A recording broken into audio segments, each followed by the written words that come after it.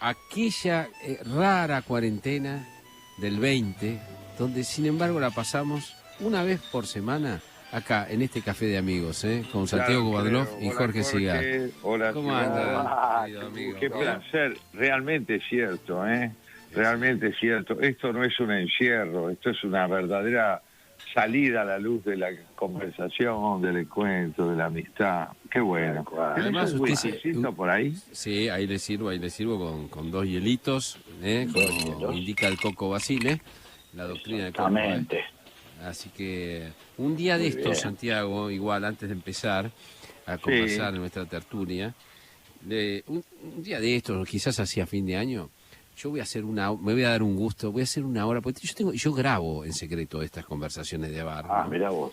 Entonces voy a grabar, voy a hacer una hora y media con tus recitados y la música de estos muchachos. Pero mira vos, sí, homenaje va a a la ser un poesía espectáculo, va a ser un disco directamente eso. Qué bueno. Y te voy a decir algo, Santiago. Hoy viene un pianista que te va a sorprender mucho, porque un tipo que, te digo, imita mucho a Daniel Barenboim.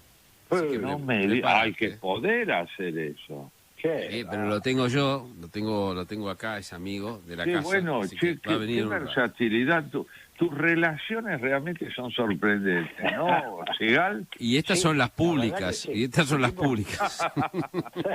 Bueno, usted, hablando de cosas públicas, yo pensaba, transmitirles una inquietud, ¿no? Te escuché leer, y qué bien merecido se lo tiene, la columna de Pablo Mendelevich sobre la idea de que la calle fue siempre peronista y que eso es un mito, porque realmente él dice algo muy interesante allí que yo lo quiero retomar, ¿no?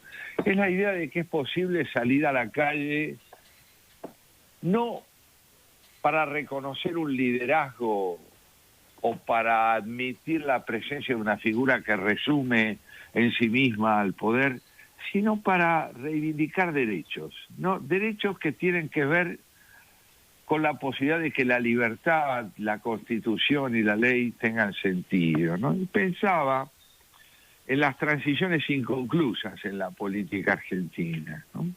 De 1983 al 2001, ¿no? Del terrorismo de Estado a la democracia recuperada, esa transición que culmina en el que se vayan todos, ¿no? En el 2001, y cómo entre el 2001 y el 2020, y sobre todo en estos últimos 5 años diría yo, o desde 2008 tal vez en adelante, empezó a irrumpir algo nuevo, que es ir desde el que se vayan todos al que venga la ley, que me llama mucho la atención, me parece que es un indicio muy interesante de la fe recuperada en la ley, en los valores de las instituciones en los últimos 5 o 6 años por una clase media y por una clase media baja, que comprende que el desarrollo no puede llevarse a cabo de manera sustentable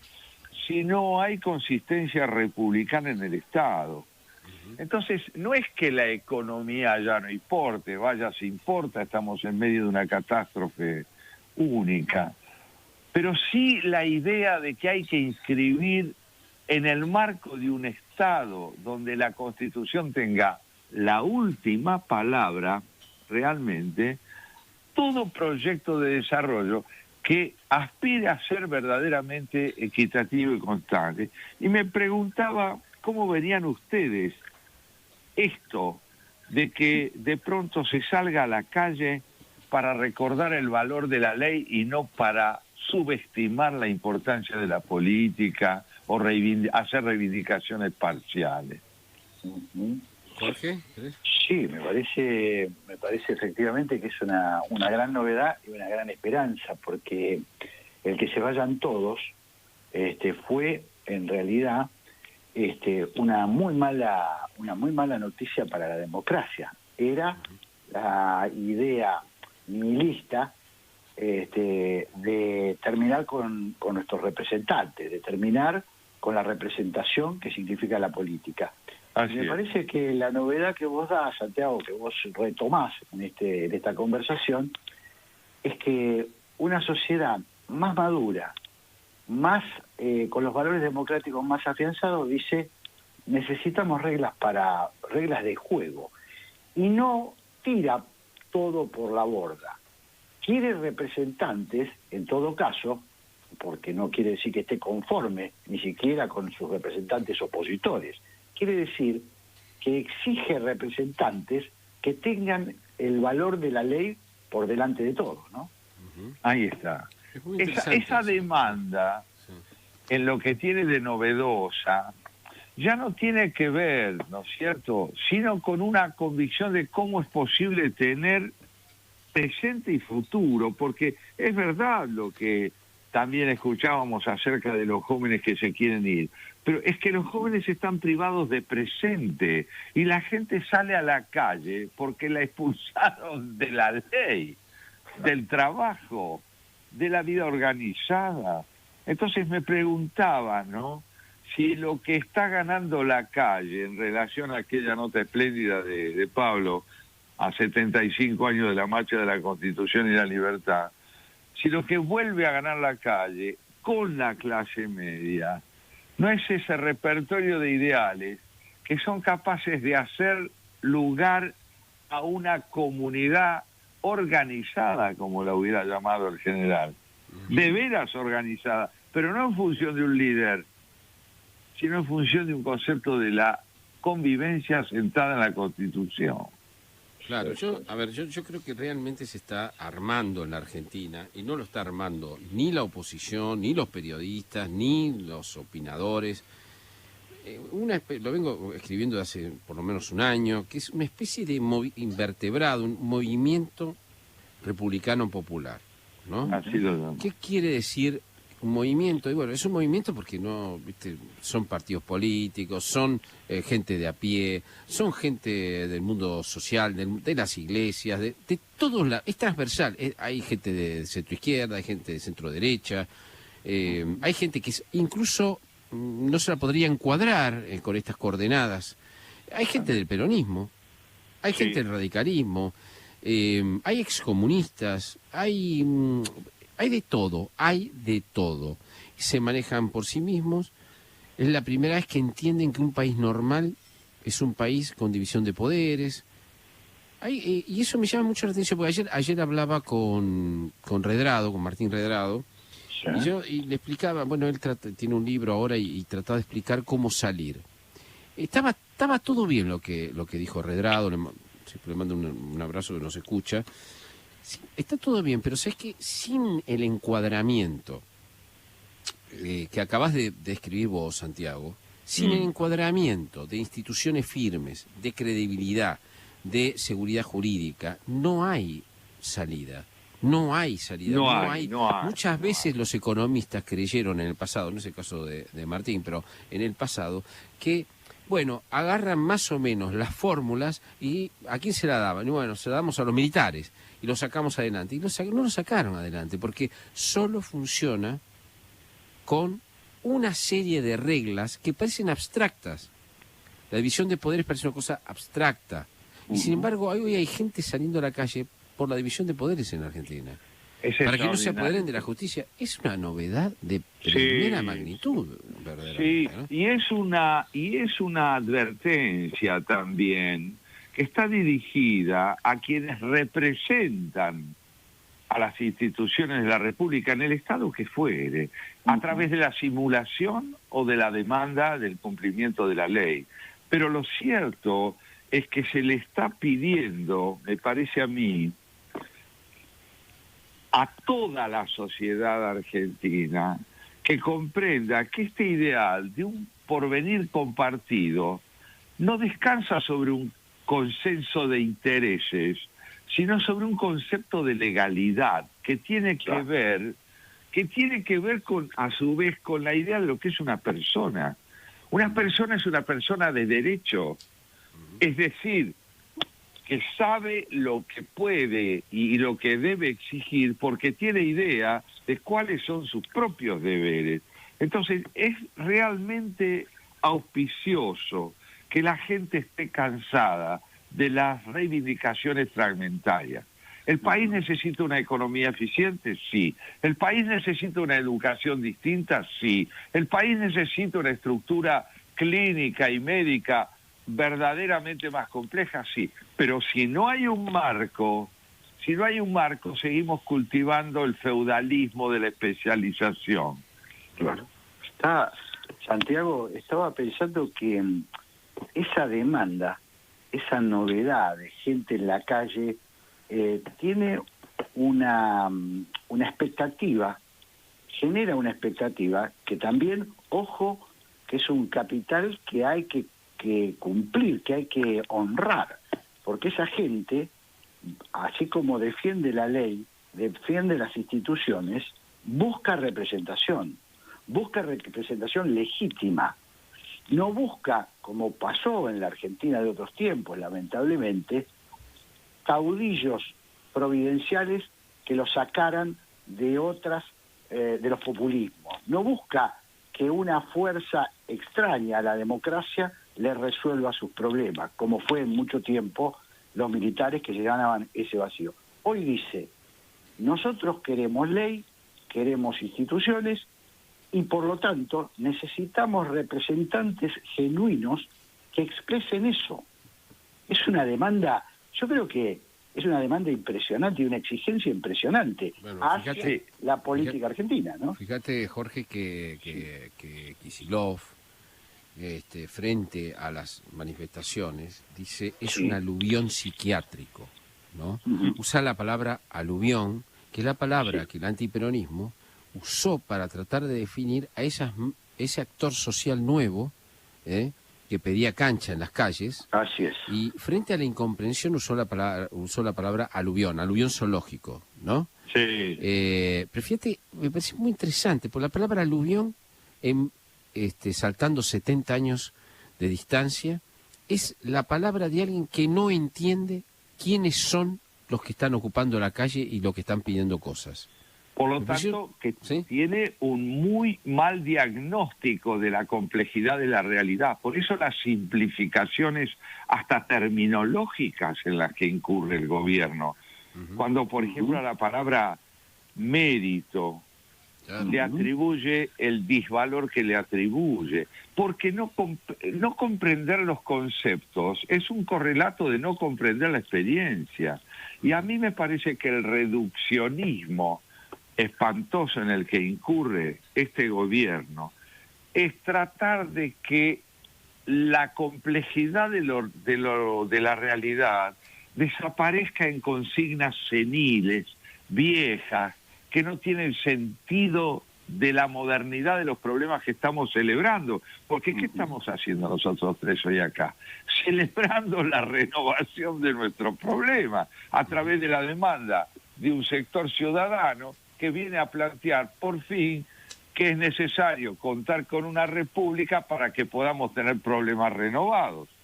Tal cual, sí.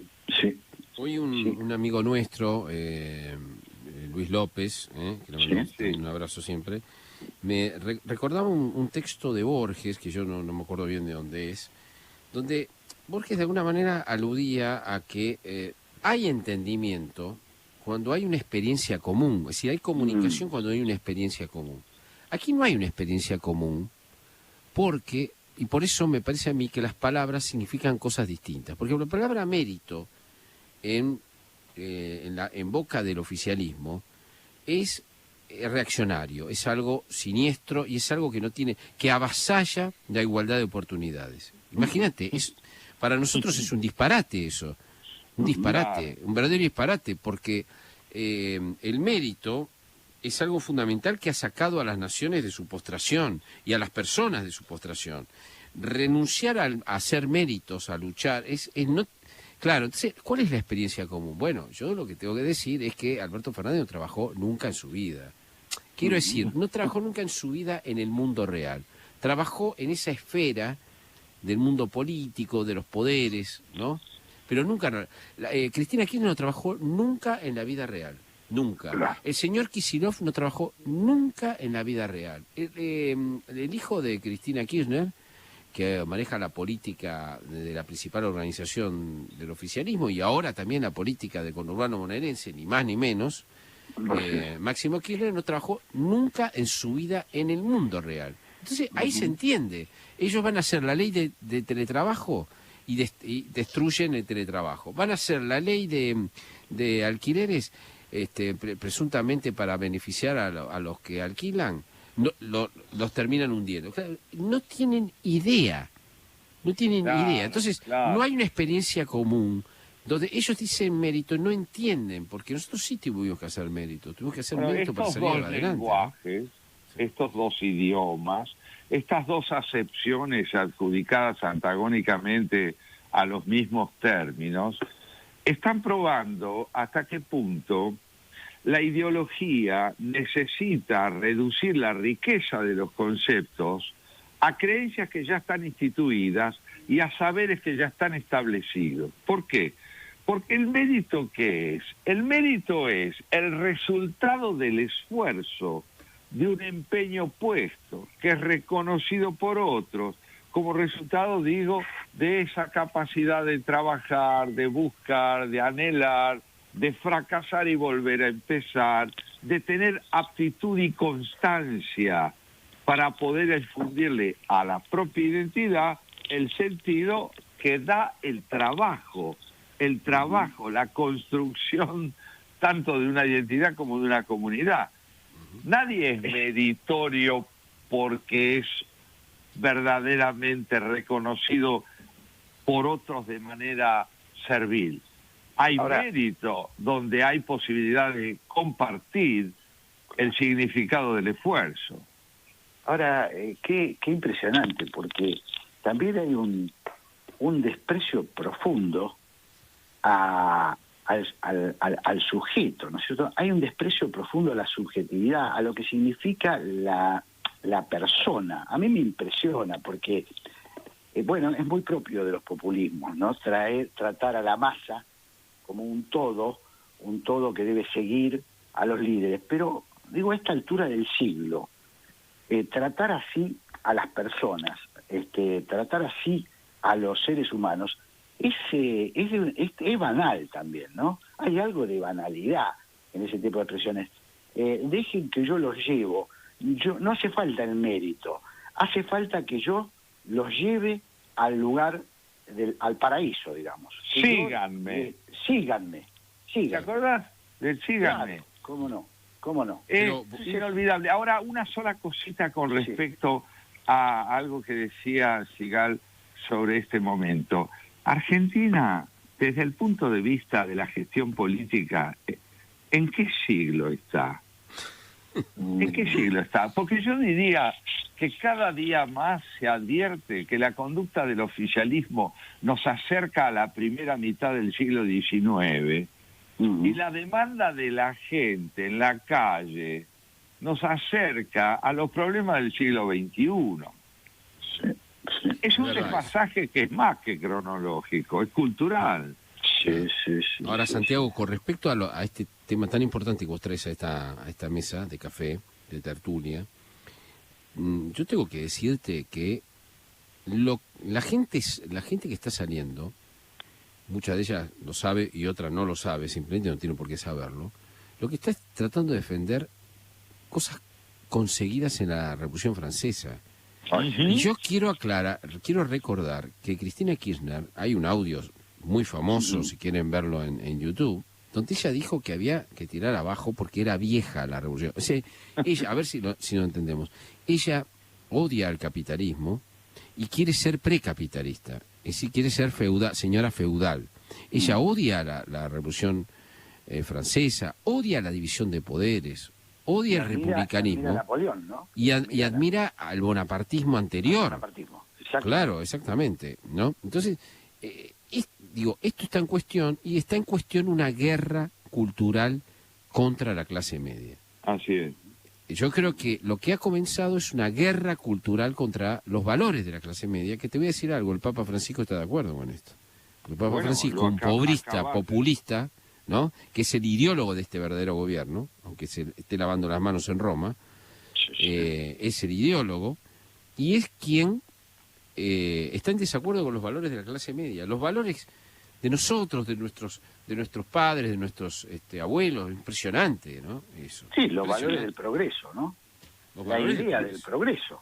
Sí, sí. Por eso les decía, yo tengo la impresión de que, sin querer insistir en el concepto de grieta, es muy interesante advertir cómo estamos ante el choque de dos concepciones distintas del tiempo. Una que tiene su porvenir en el pasado pre-Revolución Francesa, y la otra que tiene su concepto de porvenir en una idea con la que aún seguimos endeudados. Por eso yo hablaba de una transición inconclusa. Hoy tenemos gente que quiere instituciones para poder sostenerse en una identidad ganada a lo largo del tiempo y que la ha llevado al siglo XXI. Pero convengamos también esto, si todavía necesitamos que nuestra clase media salga a la calle para decir que es preciso vivir en libertad, habrá que preguntarse si no hay miedo a la libertad por parte de quienes deben ejercer su función en las instituciones. Tal cual, tal cual. Mira, la gente que más o menos sabe cómo existe el mundo sabe perfectamente que sin las instituciones es imposible el progreso y el desarrollo. Es así de simple. Y acá quieren dinamitar las instituciones. Sí, Jorge. Sí. No, digo, es tan elemental como que las diferencias en la sociedad civilizada se resuelven con ese pacto de convivencia que se llama ley. Eso es tan elemental y tan difícil de entender, y tanto le costó a la Argentina llegar a tener una masa crítica que frente a situaciones delicadas, de situaciones terminales, salga a exigir eso y no a exigir otra cosa. Es muy importante, es muy importante. Creo que es lo que nos alienta a nosotros, digamos, para no, para que el peso de esta situación tan incierta, tan horrible que estamos viviendo, no termine por liquidarnos. La esperanza nuestra es en ese torrente de gente libre que pide por su libertad, digamos, que exige que se respete su libertad, ¿no? Me parece que es Yo creo que es esencial, y entender ahí que lo que importa es el perfil, de un modo genérico, del hombre esperanzado y no del optimista. Por supuesto. El optimista cree que las cosas van a andar bien. El hombre esperanzado advierte estos indicios de resistencia republicana, de este apego a la ley, en la demanda social callejera, y se da cuenta de que no necesariamente el camino que está siguiendo el gobierno es nuestro porvenir. Puede algún día ser nuestro pasado realmente. Déjame que agregue, Jorge, Santiago, una cosa que estoy escuchando bastante en algunas personas con las que converso, y que tiene que ver con el dilema de irse del país, que ustedes hablaban en la primera parte del programa, Jorge, irse del país. Y la respuesta de alguna gente, no digo que sea mayoritaria ni mucho menos, es: no les voy a dar el gusto de quedarse con mi país.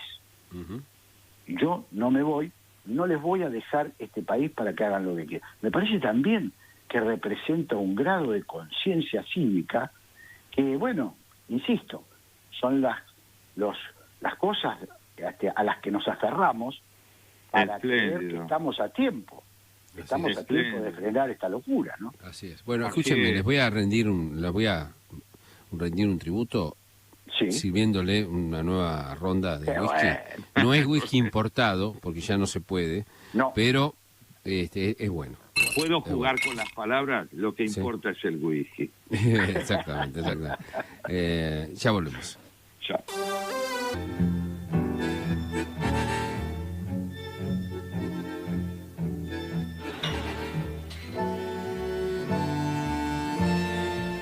Bueno, acá estamos tomando la segunda ronda de con los compañeros. Está entrando el pianista que está precalentando. Bueno. Sí, así que qué parecido, tenés razón, ¿no? Parecido a Barenboim también, ¿eh? Increíble, Sí, increíble. Sí, las manos.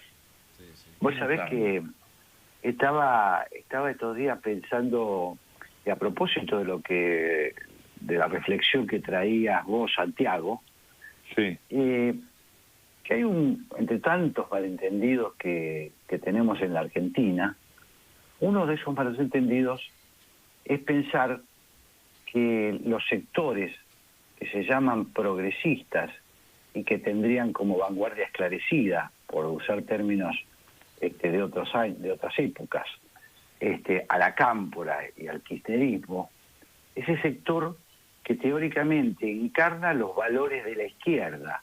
Eso es un cuento que se ha instalado de alguna manera, producto del relato, producto de una buena composición, en todo caso, de sus creadores, pero que estos días, por lo menos a mí, me hizo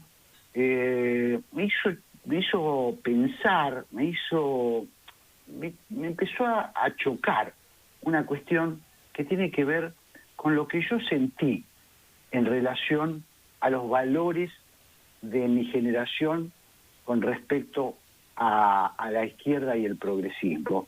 Y entonces recordé que esos valores en el siglo pasado, a partir del final de la guerra y sobre todo en los años 60, estaban muy encarnados en la idea de la libertad. Vos decías progresismo, decías izquierda y decías libertad. Y decías orden, y decías disciplina, decías militarización y decías derecha. Por supuesto que son esquemas antojadizos, esquemas arbitrarios, pero digamos que culturalmente nosotros heredamos esa idea que tuvo, me parece, un pico de paroxismo, que fue el Mayo francés, que es el emblema de la rebelión del siglo pasado, la idea de que la juventud irrumpía en la sociedad para correr los límites. Había algo de romanticismo y también de utopía en aquella explosión que tuvo, entre otras consignas, la famosa prohibido prohibir, la libertad comienza con una prohibición. La libertad es el crimen que contiene todos los crímenes. Desabrochen el cerebro tan a menudo como la bragueta. Un pensamiento que se estanca es un pensamiento que se pudre.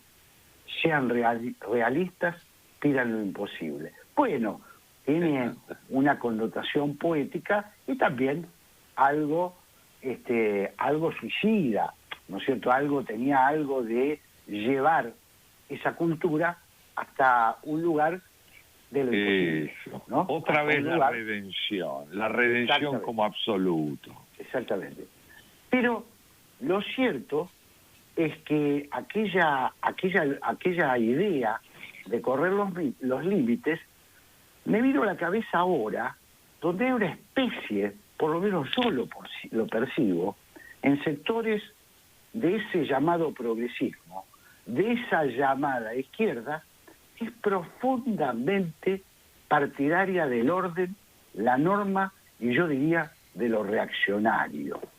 Es esa gente que en las redes sociales pide represión, pide contención. Frente a contención, quiero decir, del desborde, no contención en el sentido de contener, sino de parar, ¿no? Poner una compuerta. Frenar. Exactamente. Yo te preguntaba, digo, aquello que también expresó Joan Manuel Serrat, compara la libertad, sangro, lucho y pervivo, ¿no? Aquella idea de que la juventud representaba el futuro, representaba el cambio, y en todo caso era la sociedad más madura la que tenía que decirle, para un poco, no me lleves por delante. Tiene hasta algo que ver con la biología de los cuerpos. El joven trata, me parece a mí, de vencer los inconvenientes, las trabas, de pasarlas por encima, de atropellarlas, y es en la madurez cuando uno entiende que eso tiene que ser un camino acompasado. Entonces, curiosamente, quien capitalizó aquella rebelión y aquella exigencia de libertad en los años, en la década del 60, fue la democracia liberal, la tan denostada democracia liberal.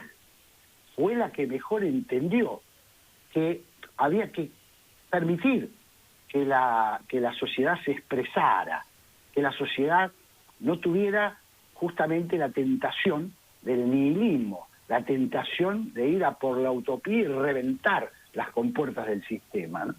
Entonces, nada, me preguntaba cómo es compatible esto hoy con esa idea supuesta de progresismo que tiene un sector que está encabezado justamente por una fuerza que lleva el nombre de un presidente que la característica central, quizás esto lo defina muy bien, porque la característica principal de Héctor J. Cámpora fue su obediencia, su sumisión a los mandatos del líder. Se lo venera. Yo creo que fue... ¿Sí? Yo hablaba antes del miedo a la libertad, porque lo veo muy vivo en lo que vos estás diciendo. ¿A qué libertad se le teme hoy? A la libertad que precisamente no responde a la idea de que hay alguien que sabe cómo conquistarla, sino que responde a la idea de que nuevamente solo la ley permite entender la libertad como un ejercicio de convivencia. Vos sabés que me acordaba en el episodio de la rebelión de mayo del 69, 68, un episodio fantástico, cuando se enfrentan, los jóvenes, los destrozos que se provocan, y Jean-Paul Sartre, que adhiere a estas manifestaciones, se pone del lado de los jóvenes, fuertemente maoísta, como lo era, y en un momento dado, los servicios de seguridad del Estado le dicen al presidente de Gaulle, dice, mire, acá lo tenemos a Sartre, que está incitando a los jóvenes a desplegar la violencia para alcanzar una libertad como la que se debe, donde ya no haya ningún límite que provenga del sistema. Nosotros entendemos, le dicen a De Gaulle, que hay que apresarlo, tiene que ir preso.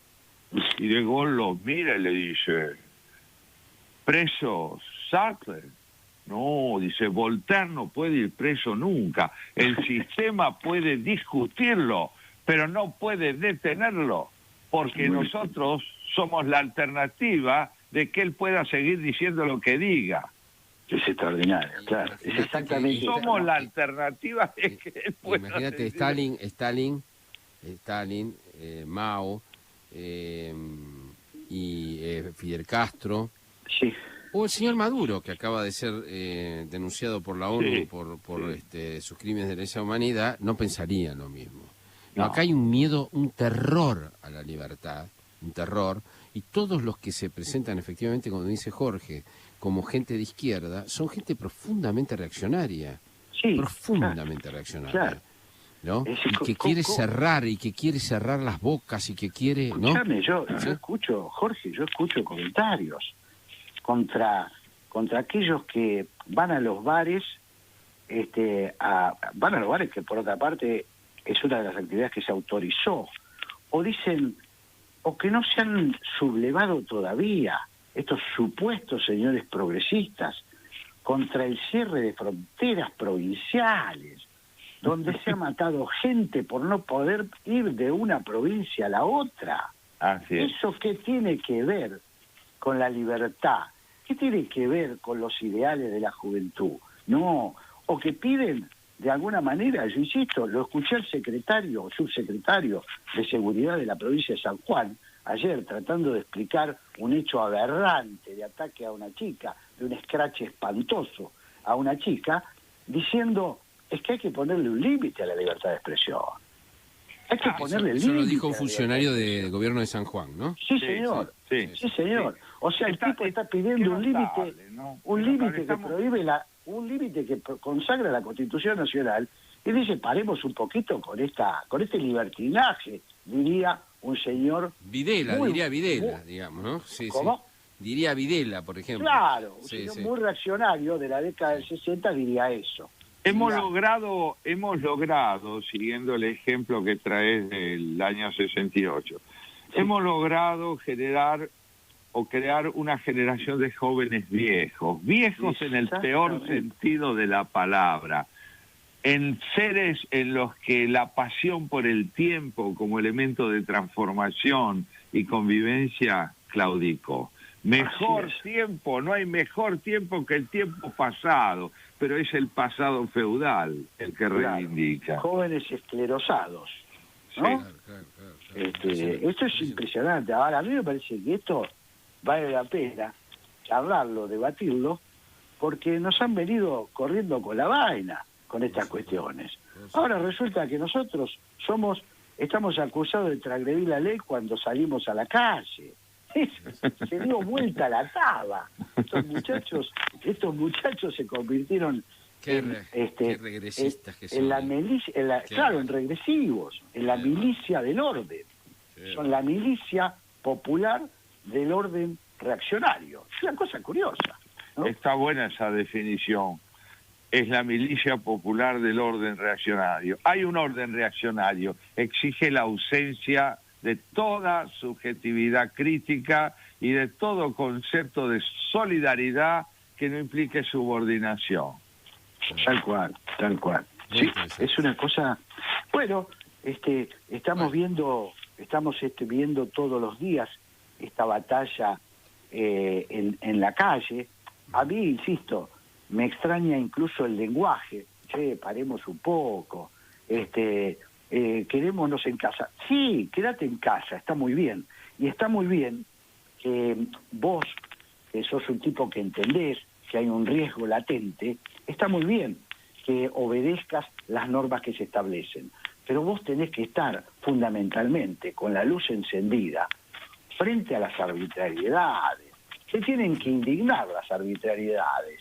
Tenés que salir corriendo cuando ves un atropello a la libertad. Esto me parece que es interesante de charlar, ¿no? Esa idea de someterse al mandoneo, bueno, tiene que ver también con la idea de aceptar a una iluminada, como jefe. Eso es. Por eso y un movimiento tan progresista, ¿no? Tan progresista que había que hacer marchas contra él porque no se atrevía a levantarse contra Hitler y Mussolini, ¿no? Así es. Qué grandes malentendidos de la Argentina. Grandes malentendidos, sí. A ver, señor Kovadlov, no, dígame. ¿Puede cortar un poco porque yo estoy nervioso, ya me puse nervioso. Pero usted estoy seguro que con su calidez y su enorme arte me va a poder calmar, ¿no? Mire, lo vamos a tener a Barenboim después interpretando a un Mendelssohn maravilloso al piano, pero yo antes les quiero leer la carta de un joven. Muy bueno. En París, el 1 de mayo de 1778, Mozart tenía 22 años. Mozart, ni más ni menos. Sí. Y le escribe esta carta a su papá. Mi querido papá, el señor Grimm me dio una carta para la duquesa de Chabot y fui a su casa. Tuve que esperar media hora en una gran habitación helada en la que no había chimenea. Finalmente vino la duquesa de Chabot. Con la mayor cortesía me rogó que tuviera indulgencia con el piano, ya que ninguno de los suyos estaba bien, pero que aún así lo intentase. Yo le dije, mire señora, me gustaría de corazón tocar algo, pero ahora es imposible porque no me siento los dedos del frío. Y le rogué que me condujera por lo menos a una habitación donde hubiese una chimenea encendida. Pero claro, señor Mozart, pero cuánta razón tiene usted. Papá, eso fue toda la respuesta. Entonces se sentó y comenzó a dibujar durante una hora entera. en compañía de otros señores sentados en círculo en torno a una gran mesa. Papá, tuve el honor de esperar una hora entera. Las ventanas y puertas estaban abiertas. Tenía frío. No solo en las manos, sino en todo el cuerpo, en los pies. La cabeza empezó también a dolerme enseguida. Yo no sabía qué hacer tanto tiempo, de miedo, de dolor, de cabeza, de aburrimiento. Más de una vez me dije, si no fuera por el señor Green, yo me hubiera marchado de inmediato. Finalmente, papá, para ser breve, toqué en aquel miserable, lamentable pianoforte. Lo que sin embargo fue más enojoso fue que la señora y todos los caballeros no dejaron de dibujar ni un instante, y por lo tanto tuve que tocar para la silla, para la mesa, para las paredes. Aunque me den el mejor piano de Europa, pero con oyentes que no comprenden nada, o que no quieran comprender y que no sientan conmigo lo que toco. Perderé, usted lo sabe, perderé toda alegría. Le he contado al señor Green después toda esta historia. Me escribe usted que debo hacer mis visitas para conocer a más gente y renovar conocimientos anteriores. Pero eso no es posible, papá. A pie todo está demasiado lejos o demasiado embarrado porque en París hay una porquería indescriptible. Y viajar en coche implica el honor de gastar 4 o 5 libras diarias. Y para nada. Porque la gente no hace más que cumplidos. Eso es todo.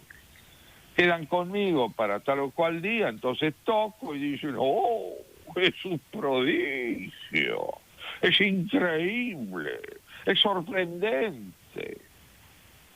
Y con eso, adiós. Tengo que aguantar, ya sé. Y eso por amor a usted, papá. Sin embargo, le ruego, queridísimo papá, que entre tanto se esfuerce usted para que pronto pueda yo ver Italia. Quiero resucitar. Deme esa alegría. Se lo ruego.